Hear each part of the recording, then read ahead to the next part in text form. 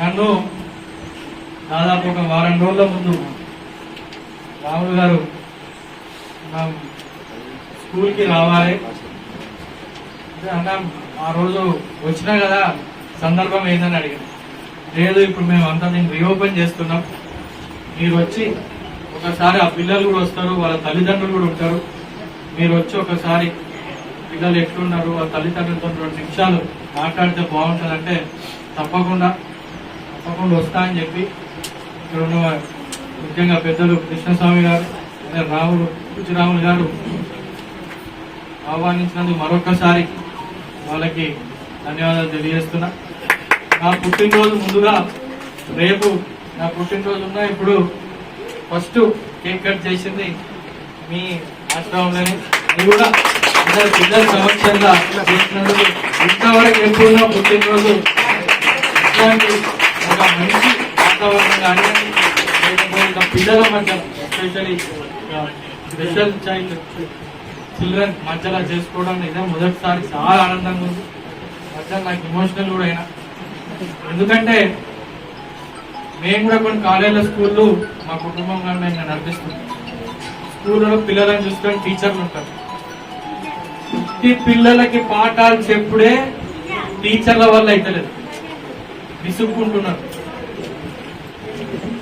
పిల్లలు అల్లరి చేస్తుంటే మేము ఈ పిల్లలకి చదువు చెప్పలేము, వాళ్ళని తిట్టుడు, కొన్ని స్కూళ్ళలో కొట్టుడు, ఇవన్నీ జరుగుతుంది. అలాంటి ఏదైతే బయట సమాజంలో నడిచే తరుణంలో ఇట్లాంటి పిల్లలకు మేమున్నాం, చదువు చెప్తాం అని ఆ కోర్సులు నేర్చుకొని ముఖ్యంగా వచ్చి ఇక్కడ తెలుసు, ఇక్కడ జీతాలు అనుకున్న స్థాయిలు ఉండకపోవచ్చు, నెలకు కూడా నాకు అన్న చెప్పినట్టు ఇచ్చే పరిస్థితి కష్టంగా ఉన్న అన్ని ఏవైతే ఇక్కడ వాస్తవాలు వాళ్ళకి తెలిసి వచ్చి పిల్లలకి ఎంత చక్కగా ఇలా నేర్పిస్తుంటే ముందుగా ఆ టీచర్లకి నేను శిరస్సు వచ్చి వాళ్ళందరికీ నేను నమస్కారం తెలియదు. అన్నిటికంటే ముఖ్యం రాములు గారు, వారిద్దరి పిల్లలు స్పెషల్లీ ఛాలెంజ్, అది వారి మా పిల్లలే అట్లా ఉన్నారు, నాకు ఇదే కష్టమవుతుంది, ఇక నాకు వేరే పని ఎందుకు అని ఆలోచించలే, పట్టుబట్టి నాకు వాళ్ళు చెప్పినట్టు అంతా చెప్పిండ్రు. క్రమంగా ఏ రకంగా జరిగింది, కలెక్టర్ గారి దగ్గర నుంచి ఏ రకంగా తిరిగి ఒక్కసారి ఉంటే మాట్లాడితే కాని విషయాలు ఇవన్నీ ఎంతో ఫాలోఅప్ చేయాలి, వెంబడి పడాలి, పైసలు ఉండవు, అడగాలి, దాతలు వెంబడి తిరగాలి, ఇవన్నీ ఎంతో కష్టంతో కూడుకున్న పని, ఇబ్బందితో కూడుకున్న పని, మోమాటం అంటూ వస్తుంది. అవన్నీ పక్కకు పెట్టి నా పిల్లలు ఇట్లున్నారు, వేరే పిల్లలకి ఇంకా మంచిగా చదువు చెప్పాలి, వాళ్ళని చూసుకోవాలని ఒక ఏదైతే సంకల్పం ఉందో వారికి వారి సతీమణి కూడా ఇక్కడనే ఇద్దరు కలిసి స్కూల్ని వారు ఏదైతే చూసుకుంటున్నారో కుటుంబంలా చూసుకుంటున్నారో వారికి కూడా నేను కృతజ్ఞతలు అభినందనలు నేను తెలియజేస్తున్నాను.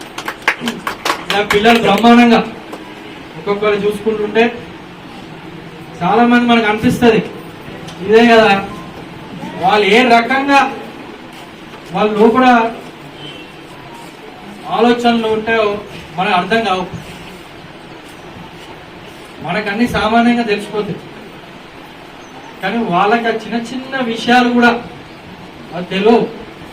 అట్లాంటి పిల్లల్ని డాన్స్ చేసిండు సాయి పవన్, ఇందాక బ్రహ్మాండంగా సాయి పవన్ కూడా డాన్స్ చేసినట్టు ఇవన్నీ ఒక ఇంట్రెస్ట్ ఉండాలి, పిల్లలకి రకంగా నేర్పడాలి, ఏదైతే తల్లిదండ్రుల పైన భారం కాకుండా ఇవన్నీ చేయగారులకి, లేకపోతే మన దీపదూప నైవేద్యాలకు కానివ్వండి రావాలంటే జీతాలు ఇవ్వాలంటే కూడా కార్పస్ పెడుతుంటారు. అదే విధంగా ఇట్లాంటి స్కూళ్ళకు కూడా కార్పస్ అనేది చాలా ముఖ్యం. ఇందాక చెప్తున్నారు, సంవత్సరం తరబడే మధ్యాహ్న భోజనానికి ఇక్కడ మన ఒక భావన్న గారు, ఇక్కడ దాత భావన్న గారు స్పాన్సర్ చేసి అందరూ మనం అభినందించాలి. భావన్న లాంటి వాళ్ళు తోచిన సాయం చేస్తుంటాం, మనం కూడా అందరూ తోచిన సాయం చేస్తుంటాం, కానీ తప్పకుండా నా దృష్టికి తీసుకొచ్చిండ్రు. దీన్ని ఖచ్చితంగా గవర్నమెంట్ దృష్టికి తీసుకెళ్ళి అదే విధంగా నాకు ఏదైతే పరిచయాలు ఉన్నాయో కొన్ని ఇండస్ట్రీస్ కానీ దాంట్లో కొన్ని సిఎస్ఆర్ ఫండ్లు కూడా వాళ్ళు కూడా చెప్పి అన్ని విధాలుగా మన నియోజకవర్గంలో ఉంది కాబట్టి మన పిల్లలు మనం చూసుకునే బాధ్యత మన పైన ఉంటుంది. రాజకీయాలకు అతీతంగా ఎవరున్నా దీన్ని మనం మంచి గొప్పగా తీర్చిదిద్దుకోవాలి. వచ్చే దారి కానివ్వండి, నాకు చెప్పిన ఇక్కడ ఏవే సౌకర్యాలు ఉన్నాయో ఖచ్చితంగా ప్రతి ఒక్కటి చేసే బాధ్యత నేను తీసుకుంటా అని చెప్పి మరొకసారి సంవత్సరంలో నేను తెలియజేస్తూ చివరిగా ఇంత చక్కగా పిల్లలు కూడా క్రమశిక్షణ కూర్చొని ఉన్నారు. చూస్తే లేవకుండా అట్లనే కూర్చొని ఉన్నారు. వాళ్ళ ఈ సమక్షంలో నా బర్త్డేని సెలబ్రేట్ చేసినందుకు, నన్ను పిలిచినందుకు అందరికీ ఇక్కడ ఉన్న ప్రతి ఒక్కరికి పేరు పేరున కృతజ్ఞతలు, ధన్యవాదాలు తెలియజేస్తూ ముగిస్తున్నా. జై హింద్. ఏదైతే మెంటలీ కానీ ఫిజికల్ కానీ పుడతారో వాళ్ళని అక్కడికక్కడే వదిలేసిపోయిన ఎన్నో సందర్భాలు మనం న్యూస్ లో చూసినాం, మన కథనాలు చూస్తుంటాం. కానీ ఇక్కడ ఉన్న తల్లిదండ్రులు మనకు తెలుసు పిల్లలు ఈ రకంగా ఛాలెంజ్ స్పెషల్ చిల్డ్రన్ ఉన్నారు, కానీ అయినా వాళ్ళని ఇంత జాగ్రత్త కేర్ తీసుకొని స్కూల్ కూడా పంపించుకుంటూ మన పిల్లలే చాలా మంది నాకు కూడా కొడుకున్నాడు. అల్లరి చేస్తే చిరాకు పడుతుంటాం, రాత్రులు నిద్ర పోరు, పిల్లలు ఇంట్లో చేస్తేనే అప్పుడప్పుడు తల్లిదండ్రులకు అది ఉంటుంది. కానీ అట్లాంటి దాంట్లో ఇట్లాంటి పిల్లలకి చెప్తే అర్థం కాదు. ఇది చెప్పింది రావణ్ కరెక్ట్ చెప్పింది. కొన్ని ఏళ్ళ వరకు ఆటిజం పిల్లలు కానివ్వండి, లేకపోతే ఇలా మెంటలీ ఛాలెంజ్ పిల్లలు, సరే ఇందాక ఫిజికల్ ఛాలెంజ్ ఉంటాయి, కళ్ళు కానీ చేతులు కానీ కాళ్ళు కానీ లేని వాళ్ళకి గుర్తుపట్టడం ఈజీ. ఆటిజం ఉన్న పిల్లలు ఇంకా మెంటలీ కొంచెం ఛాలెంజ్ ఉన్న పిల్లల్ని దాదాపు ఒక 5-6 ఏళ్ళు వచ్చేంత మనం గుర్తుపట్టలేము. పిల్లలు కదా అల్లరి చేస్తుండ్రు, వేరే పిల్లలు ఉంటారని చాలా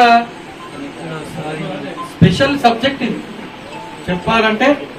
చాలా ఎందుకంటే ఎడ్యుకేషన్ లా స్పెషలీ ఛాలెంజ్డ్ పిల్లలకి ఏదైతే ఈ చదువు చెప్పుడు అనేది ఇప్పుడు మన గవర్నమెంట్ కూడా మొన్న కూడా మేము ఒక అధికారులతో మాట్లాడుతుంటే చెప్పిండు స్పెషల్ ఫోకస్ పెడతాను అన్నారు. ఎందుకంటే ఇట్లాంటి స్కూల్స్ కానీ చాలా రానున్న రోజుల్లో డెవలప్ చేసి, ఇంకా నాకు తెలుసు లాస్ట్ టైం నేను ఉన్నప్పుడు మండల్ వైజ్ నాకు లిస్ట్ ఇచ్చింది, ఏ మండల్లో ఏ స్పెషల్ చైల్డ్ ఉన్నారు అనేది నాకు లిస్ట్ ఇచ్చింది. దాదాపు 200 పైన దాకా లిస్టులు ఉన్నారు. కానీ అందరినీ ఇక్కడ తీసుకురాలేకపోతున్నారు. ఎందుకు? ఇక్కడ వస్తువులు కానివ్వండి, జీతాలు ఇయ్యాలి కానివ్వండి, అవన్నీ లేవు కాబట్టి ఇక్కడ పిల్లలందరూ మన నియోజకవర్గంలో, మన మండలాల్లో, మన ఊర్లోనే ఉన్నారు. సో ఖచ్చితంగా